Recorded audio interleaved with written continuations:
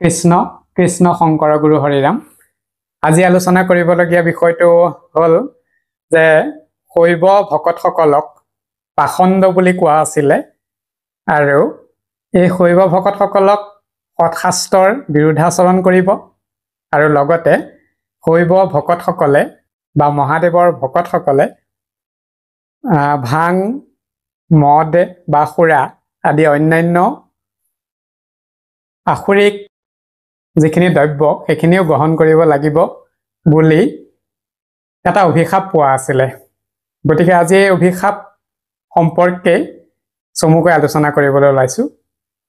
আজি আলোচনা কৰা বিষয়টো শ্ৰীমদ ভাগৱত পুৰাণত আছেই, তাৰ উপৰিও অন্যান্য পুৰাণ শাস্ত্ৰতো ইয়াৰ কথা প্ৰকাশ আছে।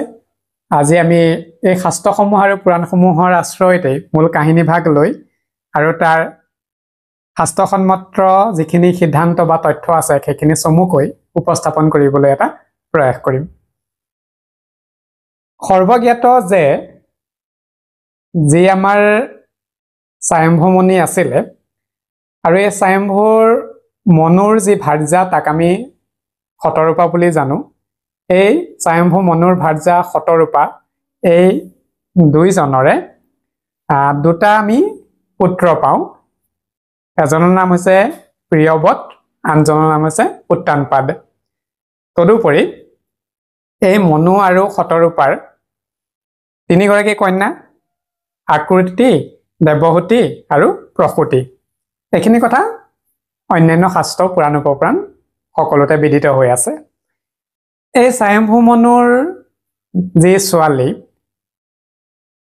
প্ৰসূতি, এই প্ৰসূতিক ব্ৰহ্মাৰ পুত্ৰ প্ৰজাপতি দক্ষলৈ বিয়া দিয়া হৈছিল আৰু এই দক্ষ আৰু প্ৰসূতিৰ মুঠতে 16 গৰাকী ছোৱালী জন্ম হৈছিলে। তাৰ ভিতৰতে 13 গৰাকীক ধৰ্মলৈ বিবাহ দিয়া হয় আৰু চাহা নামৰ এগৰাকী জীয়েকক দিছিলে অগ্নিলৈ আৰু আন এগৰাকীক দিছিলে অগ্নিৰ পৰা বঢ়া সন্মিলিত পিতৃসকললৈ আৰু লগতে একেবাৰে অতি মৰমৰ দক্ষৰ অতি স্নেহৰ যি কন্যা সতী, এই সতীক বিবাহ দিছিলে মহাদেৱলৈ। গতিকে শাস্ত্ৰ আৰু পুৰাণ অনুসৰি শংকৰ অৰ্থাৎ মহাদেৱ বা শিৱ জগদীশ্বৰ আৰু ভৱৰ যি নিকাৰ, ইয়াৰ নিকাৰ বিনাশক বা ভৱভয় ভয় বিনাশক বুলিও যি কওঁ, আৰু তেওঁ শ্ৰীহৰিৰ প্ৰিয় ভকত। এইখিনি কথা সৰ্বশাস্ত্ৰ বিদিত আৰু সৰ্বজ্ঞাত। এতিয়া এই মহাদেৱেই বা হৰই সকলোকে ভকত হিচাপে গ্ৰহণ কৰিছিলে যদিও অধিক সংখ্যক কিন্তু যিখিনি অসুৰ, যিখিনি দানৱ বা যিখিনিয়ে শক্তি শত্ৰুনাশৰ কাৰণে আৰু সহজতে বৰ লাভ কৰিবৰ মানস কৰে, সেইসকলেই সৰ্বাধিক কিন্তু মহাদেৱৰ ভকত আছিলে। তদুপৰি মহাদেৱক আমি আৰু এটা পৰিচয় হিচাপে পাওঁ, তেওঁক জগদেশ্বৰ আৰু শান্ত স্বভাৱ বুলিও পাওঁ। যোগীসকলে যাক গুৰু হিচাপে মানে আৰু দেৱী সতীৰ প্ৰিয়তম স্বামী হোৱা স্বত্তেও ইমানখিনি সৰ্বগুণ থকাৰ পাছতো এই প্ৰজাপতি দক্ষ অৰ্থাৎ শহুৱেকে মহাদেৱক কিন্তু প্ৰথম অৱস্থাৰ পৰাই অৱহেলা কৰি আহিছিল। অৱশ্যে প্ৰথমৰে পৰা প্ৰজাপতিৰ দক্ষই মহাদেৱক অৱহেলা কৰিছিলে যদিও পিতৃ ব্ৰহ্মাদেৱৰ বচন মানিহে কিন্তু নিজৰ অতি মৰমৰ কন্যা সতীক শংকৰলৈ বা মহাদেৱলৈ বিবাহ দিছিল।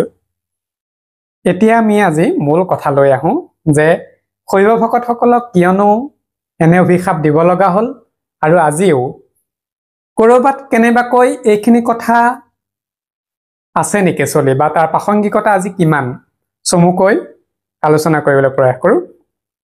আমি গম পালোঁ ইতিমধ্যে যে প্ৰজাপতি দক্ষই কিয় শিৱ নিন্দা কৰিছিলে, আগৰ পুৰাণ উপপুৰাণত আছে। আজি চমুকৈ অকণ আলোচনা কৰি থওঁ যে ইয়াৰ বিদ্বেষৰ কাৰণনো কি আছিলে। প্ৰজাপতি দক্ষই কিয়নো শিৱক নিন্দা কৰিছিলে বা শিৱৰ প্ৰতি তেনেকুৱা এটা বিদ্বেষৰ কাৰণনো কি আছিলে। চমুকৈ যদি প্ৰকাশ কৰা হয় তেন্তে পুৰণি কালত এবাৰ সকলো প্ৰজাপতিসকলে এখন ডাঙৰ যজ্ঞ অনুষ্ঠান কৰিছিলে আৰু তাত সকলো দেৱৰ্ষি বা মহৰ্ষি সিদ্ধ মুনিসকল গন্ধৰ্ব কিন্নৰ অগ্নি ধৰ্মকে আদি কৰি আৰু তেওঁলোকৰ অনুচৰ সহযোগী সকলোৱে সেই যজ্ঞভূমিত উপস্থিত আছিল। সেই সভাত যেতিয়া প্ৰজাপতি দক্ষৰ প্ৰৱেশ ঘটে আৰু সেইখিনি সময়ত আন যিমান সকল তাত উপবিষ্ট হৈ আছিলে সকলোৱে সন্মান জনাবৰ বাবে ব্ৰহ্মা আৰু শিৱক বাদ দি বাকী সকলোৱে নিজৰ আসনৰ পৰা থিয় হৈছিলে আৰু প্ৰজাপতি দক্ষক সকলোৱে সন্মান জনাইছিলে বা অভিবাদন জনাইছিলে। কেৱল জনোৱা নাছিলে ব্ৰহ্মা আৰু আনহাতে মহাদেৱে। যেতিয়া এই অভিবাদন গ্ৰহণ কৰাৰ পাছত ব্ৰহ্মাক দক্ষই পুনৰ অভিবাদন জনাইছে।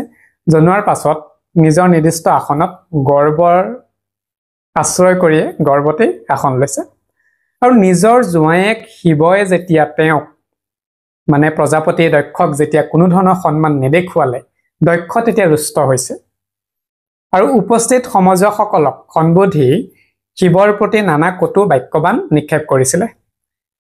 এইবুলিও কৈছিলে প্ৰজাপতি দক্ষই মহাদেৱৰ বিপক্ষে যে মই ব্ৰহ্মাদেৱৰ কথা শুনিহে এই ক্ৰিয়াকলাপ বৰ্জিত অপবিত্ৰ অভিমানী পদমৰ্যাদাৰ লংঘনকাৰী আৰু গাত চিতাভস্ম ধাৰণ কৰা এই শিৱলৈ বা এই মহাদেৱলৈ মোৰ কন্যাক বিবাহ দিছিলোঁ। মোৰ কিন্তু বিবাহ দিয়াৰ ইচ্ছা একেবাৰেই নাছিলে এইবুলি প্ৰথমতেই প্ৰকাশ কৰিছে। প্ৰজাপতি দক্ষৰ এনে কটু সমালোচনাক সভাসদে বাধা দিবলৈ প্ৰয়াস কৰিছিল যদিও ব্যৰ্থ হৈছিল।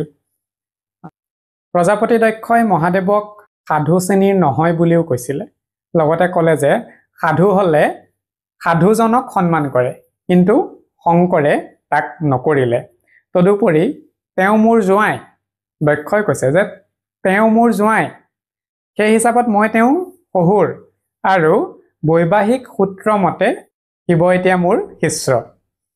মই তেওঁৰ গুৰু, তেওঁ মোক দেখিও কোনো সন্মান প্ৰদান নকৰিলে।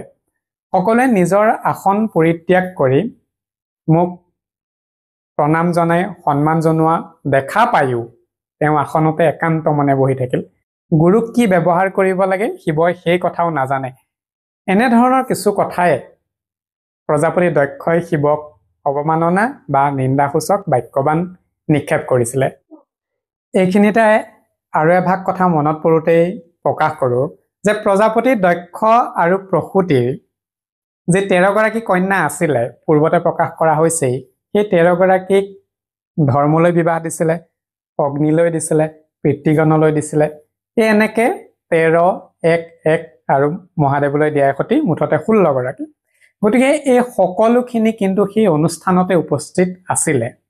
সেয়েহে প্ৰজাপতি দক্ষই আকৌ কৈছিলে যে এই ধৰ্ম, অগ্নি, পিতৃগণ তেওঁলোক সকলো সৰ্বশ্ৰেষ্ঠ দেৱতা হৈও আনহে নালাগে শহুৰ বুলি জানি মোক সন্মান জনাইছে। কিন্তু শংকৰে সেইসমূহ সন্মুখত দেখিয়ে আছে, তথাপিতো একো নকৰিলে। গতিকে শংকৰক অৰ্থাৎ শিৱশংকৰ বা মহাদেৱক দেৱতা আৰু মুনিসকলে মিছাতেই সাধু বুলি ভাবে। তেওঁ দেৱতা আৰু গুৰুসকলক অৱমাননা কৰিছে। এনেধৰণৰ বাক্যবান মহাদেৱৰ প্ৰতি প্ৰজাপতি দক্ষই নিক্ষেপ কৰিছিলে। আৰু এনেকৈ ক্ৰোধান্বিত প্ৰজাপতি দক্ষই মহাদেৱক পাছত অভিশাপ দিছে যে পুনৰপি দক্ষ হৰৰ বিপক্ষ, খাপি বাক ভৈলা সাজ, হাতে জল লৈলা আচন্ত কৰিলা সেই সমস্যাৰ মাজ। হাতত পানী বা জল লৈ সেই সমাজৰ মাজতেই প্ৰজাপতি দক্ষই মহাদেৱ অৰ্থাৎ শিৱক অভিশাপ দিব লাগিলে। তেওঁ এইবুলি অভিশাপ দিছিলে প্ৰজাপতি দক্ষই যে ইন্দ্ৰ চন্দ্ৰ অগ্নি বৰুণ উপেন্দ্ৰ আনু নানা দেৱযত তাসম বাৰ সংগে তব কদাচিত নহৌক ভাগ যজ্ঞত। এনেদৰেই যজ্ঞত ভাগ নাপাব বুলি আৰু ইন্দ্ৰ চন্দ্ৰ অগ্নি বৰুণ আদিসকলৰ সমপৰ্যায়ত নহব বুলিও প্ৰকাশ কৰিছে। তদুপৰি দক্ষই সীমান্তে শান্ত থকা নাই, আকৌ কৈছে যে ইহাৰ সসংগ দোষক হুয় সমস্তে দেৱদূষিত। সৰু কথা কোৱা নাই কিন্তু। এহিষে নিদানে সব বিদ্যমানে কৰিলো সীমা বিদিত। এনেধৰণে সীমা নিৰ্ধাৰণ কৰি দক্ষই প্ৰজাপতি দক্ষই নিজৰ জোঁৱাইক হোৱাৰ স্বত্তেও মহাদেৱক অভিশাপ দিছিলে। আৰু যেতিয়া এনেদৰে প্ৰজাপতি দক্ষই শিৱক নানা ধৰণৰ দোষাৰোপ কৰি অভিশাপ দিছিলে, তেতিয়াও মহাদেৱ নীৰৱেই আছে, শান্ত ধীৰ অৱস্থাতেই আছে। শিৱই বা মহাদেৱে চন্দ্ৰ ইন্দ্ৰ অগ্নি বৰুণ উপেন্দ্ৰ আৰু আন আন দেৱতাৰ লগত শিৱই যজ্ঞৰ ভাগ নাপাব বুলিও যেতিয়া সীমা বান্ধি দিছিলে, তথাপিতো কিন্তু মহাদেৱ নীৰৱেই আছিলে। আৰু পাছত দক্ষই তেনেকৈ অভিশাপ দিয়াৰ পাছতে নিজৰ অনুচৰসকলক লগত লৈ সেই সভাঘৰ বা সেই যজ্ঞস্থলী ত্যাগ কৰিছিলে। ইমানতো মহাদেৱ নীৰৱ হৈ শান্ত হৈ আছে। প্ৰজাপতি দক্ষৰ অভিশাপত শিৱৰ অনুচৰ নন্দীয়েহে কিন্তু অতিমাত্ৰা ক্ৰোধান্বিত হৈছিলে। আৰু হোৱাটোৱে স্বাভাৱিক, কাৰণ নিজৰ স্বামী, নিজৰ আৰাধ্য কোনোবাই তেনেকৈ অপমান কৰিলে বা অভিশাপ দিলে কোনো শিষ্যই শান্ত হৈ নাথাকিব। আৰু সেইটো নন্দীৰ ক্ষেত্ৰতো ঘটিছিল। আৰু নন্দীয়ে ক্ৰোধান্বিত হৈ দক্ষক প্ৰতি অভিশাপ দিছিল।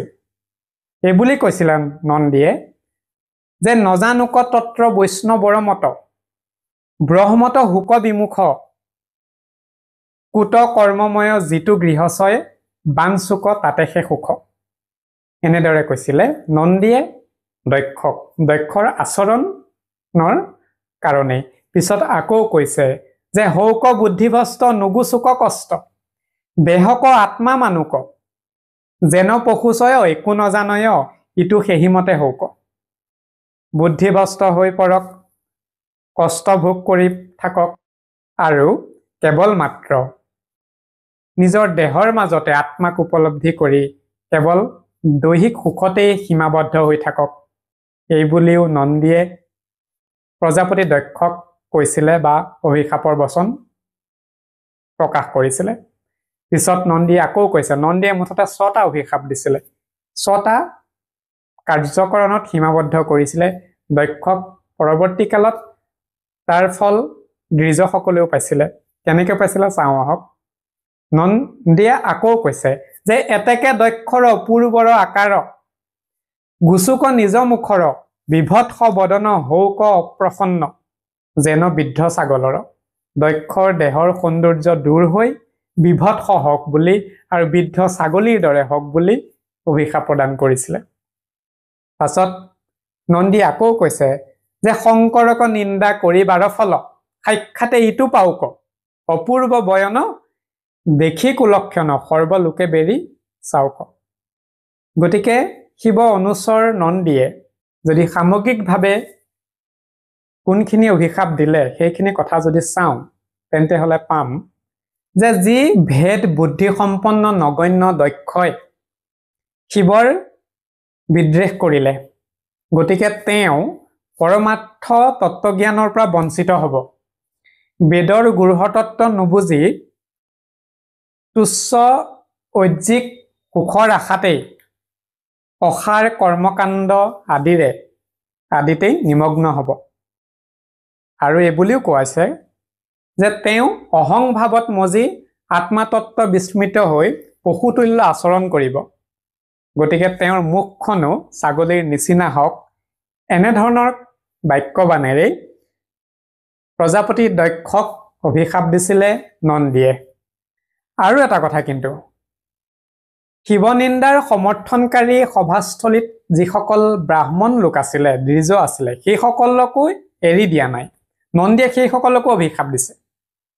এইবুলি কৈছে যে জীৱিকা নিৰ্মিত্তে বিমৰিষি চিত্ৰে ধৰুক কপট বেশ পাইবা ধন্য ধান্য আগে মহামান্য বুলুক মুক বিশেষ, সেইবুলি প্ৰকাশ কৰিছে। তদুপৰি এইবুলিও কৈছে যে ঈশ্বৰক এৰি নানা কৰ্ম কৰি পুখিবে সিটো উদৰ মাগিয়া ফুৰুক সংসাৰে ভ্ৰমুক নহৌক কদাপি শান্ত এহি বুলি নন্দী শংকৰক বন্দী মৌন হৈয়া ৰহিলন্ত। অৰ্থাৎ জীৱিকাৰ অৰ্থে বিদ্যা তপস্যা আৰু ব্ৰতৰ দ্বাৰা ধন আৰু দেহৰ লগতে ইন্দ্ৰিয়াসক্ত হৈ ভক্ষাভক্ষ বিচাৰ এৰি কেৱল দিয়া দিয়া বুলি খোজনীয়া বৃত্তি লৈয়ে জগতত ভ্ৰমণ কৰি ফুৰক বুলি নন্দীয়ে সেই উপস্থিত থকা সভাসদত বা সেই যজ্ঞস্থলীত উপস্থিত হৈ থকা ব্ৰাহ্মণ বা দ্বিজসকলক মহাদেৱৰ অভিশাপত সমৰ্থন কৰাৰ কাৰণেই এনেধৰণৰ অভিশাপ প্ৰদান কৰিছিল।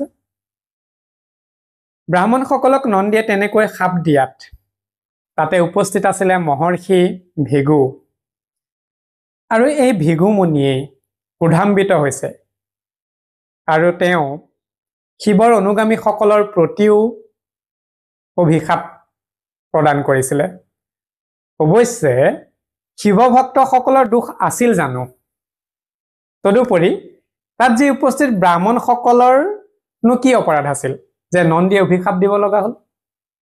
গতিকে এইখিনি কথা যদি বিশ্লেষণ কৰা যায়, প্ৰথম অৱস্থাত আমি পাওঁ যেতিয়া দক্ষই নিন্দাবাদ কৰি আছিলে মহাদেৱৰ প্ৰতি, তেতিয়া কিন্তু উপস্থিত সভাসদে দক্ষক সেই নিন্দাবাদৰ পৰা দূৰত আহিবলৈ কাৰণে এটা ব্যৰ্থ চেষ্টা কৰিছিলেও কিন্তু সফল হ'ব পৰা নাছিলে। তদুপৰি সেই অনুষ্ঠানততো মহাদেৱৰ অনুচৰসকলেতো মনে মনেহে আছিলে, একোটো কৰা নাছিলে।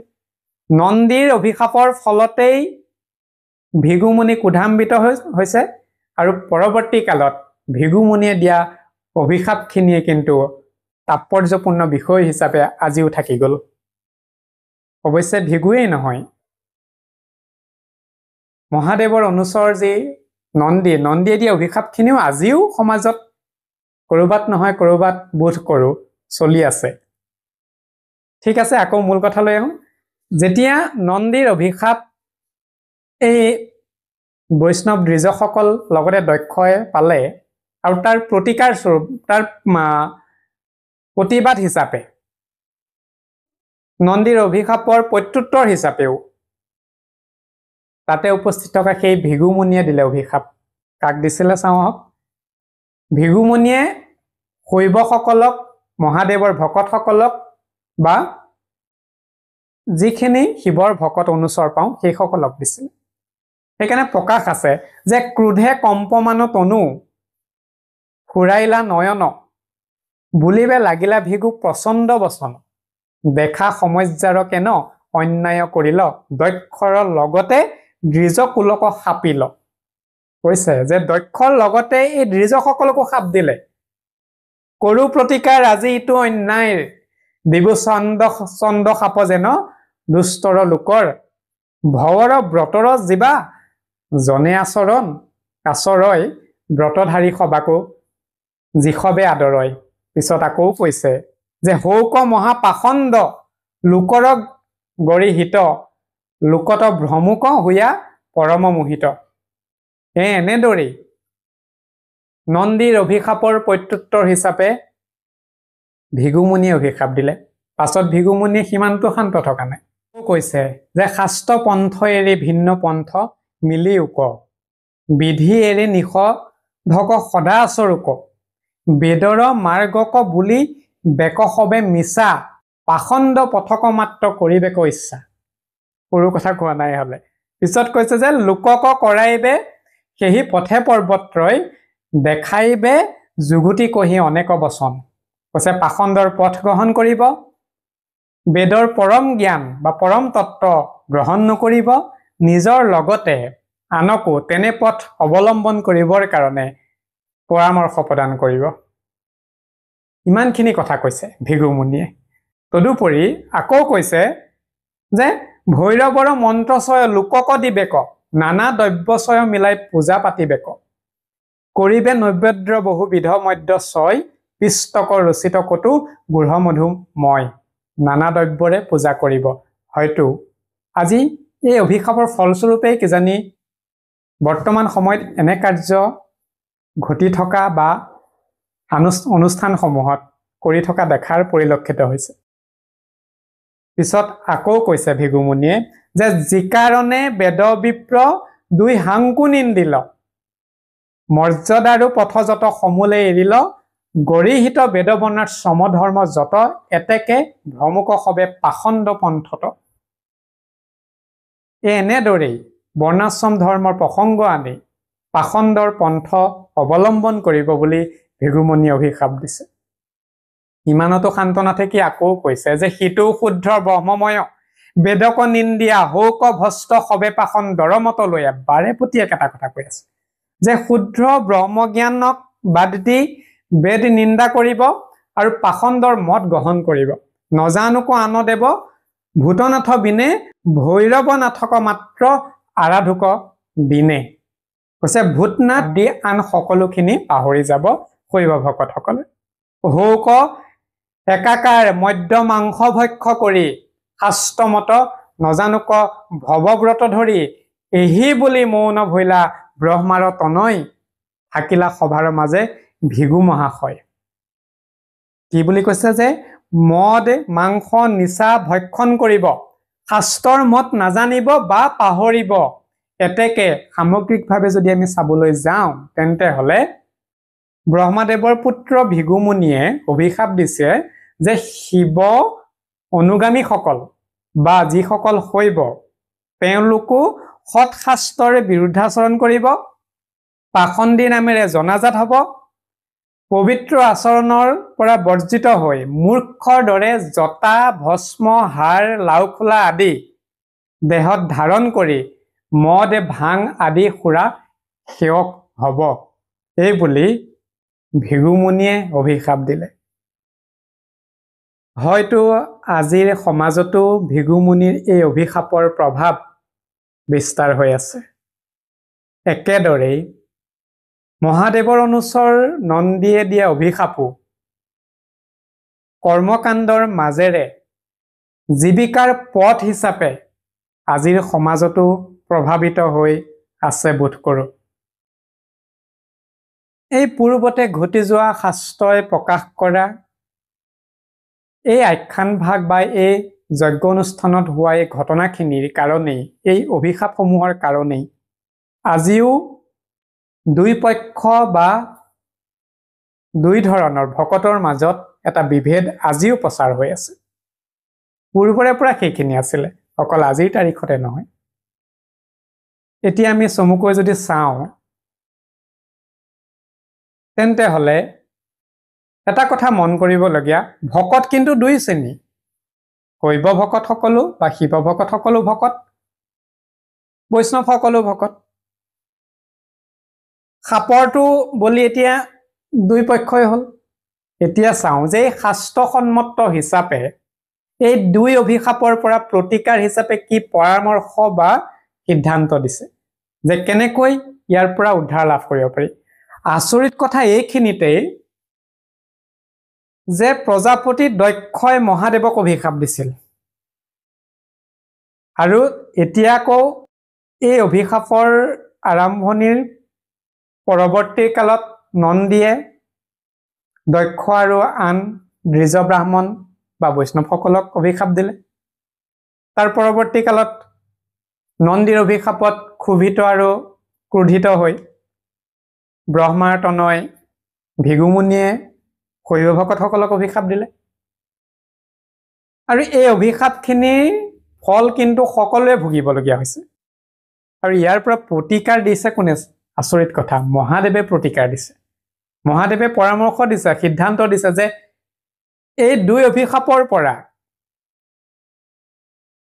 কেনেকৈ ভকতসকল ৰক্ষা পাব মহাদেৱৰ সন্মুখতেই কিন্তু এই দুই পক্ষই সাপ আৰু প্ৰতিসাপ বৰ্ষণ কৰাত মহাদেৱ দুখিত হৈছিলে মহাদেৱক দক্ষই যি অভিশাপ দিছে তাক লৈ দুখিত হোৱা নাই মন বেজাৰ কৰা নাই ভকতসকলৰ মাজত দুই কুলৰ ভকতৰ মাজত যি সাপ আৰু প্ৰতিসাপ বৰ্ষণ কৰা হৈছিলে সেই কথাক লৈ পেলাইহে মহাদেৱে দুখ বা বেজাৰ প্ৰকাশ কৰিছে প্ৰাচে ত্ৰিজগত গুৰু দেৱ পশুপতি শুনিলন্ত সাপ নন্দী ভিগুৰ সম্প্ৰতি ভৈলন্ত বিমন সবে লোকক সুমৰি ইটো চান্দ সাপ এৰাই বেক কেন কৰি মহাদেৱৰ সন্মুখতে নন্দী আৰু ভিগুৱে যিখিনি কৰিলে সেইখিনি দৃশ্যমান হ'ল। আৰু সেই কাৰণে এটা কথা প্ৰকাশ আছে যে ধনুৰ পৰা ওলোৱা বাণ, মুখৰ পৰা ওলোৱা কথা যিদৰে ঘূৰাই আনিব নোৱাৰি, একেদৰেই অভিশাপসমূহ ঘূৰাই আনিব নোৱাৰি। সেয়েহে নন্দী আৰু ভিগু দুয়োৰে সাপ অৱশ্যই ফলিয়াব। সমস্তকে পাইলা ভিগু, নন্দীশ্বৰ সাপে, নপাইবে লোকক সবে, কিমতে ই তাপে, এহি বিম ৰসীভূত নাথ ত্ৰিনয়ন, বুলিলা সভাক শুনাই মধুৰ বচন। এতিয়া বুজিব পৰা যাব এইখিনিতে যে ভগৱন্ত ঈশ্বৰ শ্ৰীহৰি বা শ্ৰীনাৰায়ণ বা অন্যান্য মহাদেৱেই কওঁ বা আন সকলোৱেই কেতিয়াও ভকতসকলৰ মাজত বা ভক্তৰ মাজত বিভেদ হোৱাটো বা ভকতসকলে কষ্ট পোৱাটো কেতিয়াও নিবিচাৰে। যাৰ কাৰণে আজি নন্দী আৰু ভিগুমুনিৰ অভিশাপৰ পাছতো মহাদেৱে কষ্ট অনুভৱ কৰিছে। যি কষ্ট তেতিয়া পোৱা নাছিল যেতিয়া প্ৰজাপতি দক্ষই মহাদেৱক অভিশাপ দিছিল, তেতিয়া কিন্তু মৌন আৰু শান্ত ধীৰ হৈয়ে আছিলে। তেওঁ মনোকষ্ট পাছতহে পালে। এতিয়া চাওঁ যে মহাদেৱে কেনেকৈ এই দুই শ্ৰেণীৰ লোকসকলে বা ভকতসকলে এই দুই অভিশাপৰ পৰা উদ্ধাৰ পাব বা ৰক্ষা পাব পাৰিব তাৰ বিধান কেনেকৈ দিছে। মহাদেৱে পাছত সেইকাৰণে কৈছে যে অভিশাপটোতো হ'লেই, তথাপিতো মই সীমা বান্ধি দিওঁ সেইবুলি কৈছে। যদ্যপি দুষ্টৰ সাপ নন্দীৰ ভিগুৰ, তথাপিতো কৰো সীমা, সবে হোৱা থিৰ, যিটো লোকে মাধৱক কৰয় আশ্ৰয়, অৰুণ চৰণ দ্বৈত তাহান ভজয়। বৰ গুৰুত্বপূৰ্ণ কথা। কাক ভজিবলৈ কৈছে? যে হুৱে যদি তান অনুগ্ৰহৰ ভাজন, যদ্যপি কৰয় ভগ অন্তক ভজন, তেৱে সিটো নৰে এৰাই বেই ইটো সাপ, কৃষ্ণৰ প্ৰসাদে এৰাই বেক আনু তাপ। যে যিসকলে একমাত্ৰ শ্ৰীকৃষ্ণত আশ্ৰয় কৰিব সেই সকলক নন্দী আৰু ভিগুৰ সাপে স্পৰ্শ কৰিব নোৱাৰিব। এই বুলি মহাদেৱে দুই অভিশাপৰ পৰা উদ্ধাৰ পাবলৈ এটা সুগম পথ মুকলি কৰি দিলে। মহাদেৱৰ দ্বাৰা এই প্ৰতিকাৰ বিধানত এটা তত্ত্ব সোমাই আছে। শ্ৰীহৰি বা মহাদেৱ যিকেইজনৰ কথাই আমি প্ৰকাশ নকৰো কিয়, ভকতৰ কল্যাণকামী অথবা ভক্তৰ ৰক্ষা কৰোতা হিচাপে আছে। ভিগুমুনিয়ে শৈৱ ভকতসকলক অভিশাপ দিছিল, একেদৰে নন্দীয়ে বৈষ্ণৱ বা দ্বিজসকলক অভিশাপ দিছিল। কিন্তু প্ৰতিকাৰ হলে মহাদেৱে দুই পক্ষৰ কাৰণে দিলে। ইয়াত যে প্ৰতিকাৰ এজনৰ কাৰণে দিব তেনেকুৱাও একো পথ নেদেখুৱালে। এনেকুৱাও হ'বতো পাৰিলেহেঁতেন যে শৈৱ ভকতসকল বাচিবৰ কাৰণে বা সেই সাপৰ পৰা উদ্ধাৰ পাবৰ কাৰণে এই মাৰ্গটো দিব পাৰিলেহেঁতেন বা অন্য এটা মাৰ্গো দিব পাৰিলেহেঁতেন। কিন্তু তাকে নকৰি প্ৰতিকাৰ স্বৰূপে দুই পক্ষ বা সকলো ভকতেই যাতে উদ্ধাৰ পাব পাৰে তাৰ পথটোহে সুগম কৰি তুলিলে। আমি ইয়াত দুই পক্ষ বুলি উচ্চাৰণ বা উল্লেখ কৰাটোৱে ভুল। কাৰণ আদি সনাতনৰ সকলোৰে আমি জীৱস্বৰূপ আৰু সকলোৰে আমি সন্তান স্বৰূপ। ইয়াত যিদৰে ককাই ভাইৰ মাজত খন্তেকৰ কাৰণে বিবাদ হ'ব পাৰে, তেনেকৈ বৈষ্ণৱ বা শৈৱ ভকত বা শাক্ত ভকতৰ মাজত খন্তেকৰ এটা বিবাদ হ'ব পাৰে। কিন্তু যিদৰে মহাদেৱে ত্ৰিজগতৰ গুৰু হিচাপে শিষ্যসকলৰ কাৰণে সেইটো বিধান দেখুৱালে, এই একেখিনি বিধানেই মনুষ্য হিচাপে মানৱ হিচাপে খন্তেকৰ কাৰণে দণ্ডখৰিয়াল বা কেতিয়াবা মনোমালিন্য ঘটিলেও এইখিনি মষিমূৰ কৰি এটা সুগম পথ উলিয়াই ল'ব পৰা নিশ্চয় যায়। গতিকে আজি এইখিনি কথাই প্ৰকাশ কৰা হ'ল। এই কথাখিনি ভাগৱততো আছে আৰু অন্যান্য পুৰাণ উপপুৰাণতো সন্নিৱিষ্ট হৈ আছে। আজিলৈ এই আলোচনা ভাগ সামৰিম। সমাপ্তিৰ শেষৰ ফাললৈ অৱশ্যে সমাপ্তিটো ঈশ্বৰৰ কথাত কেতিয়াও শেষ হ'ব নোৱাৰে। আৰু এটা কথা প্ৰসংগক্ৰমে কৈ থওঁ, যি দুটা অভিশাপৰ কথা আমি আলোচনা কৰিলোঁ, আৰু এই অভিশাপত কিন্তু প্ৰতিটো অভিশাপৰে নিৰ্দিষ্ট বিশেষ কাৰণবশতহে এই কৰ্মখিনি সম্পাদন হৈছিলে। এইখিনি কেতিয়াবা আলোচনা কৰিবলৈ প্ৰয়াস কৰিম। আজি এই আলোচনাৰ অন্তত এভাগে পদচন্দৰে কথাখিনি সামৰিব ওলাইছোঁ। বঞ্চা পৰ লোকে ঘূৰ যমদণ্ডত ৰাস, ঈশ্বৰ কৃষ্ণক সদা কৰিও বিশ্বাস। কৃষ্ণ গুণনাম কৰ্ণে কৰিও শ্ৰৱণ, ডাকে কৃষ্ণ বোলা সোধা আত্মা প্ৰয়োজন।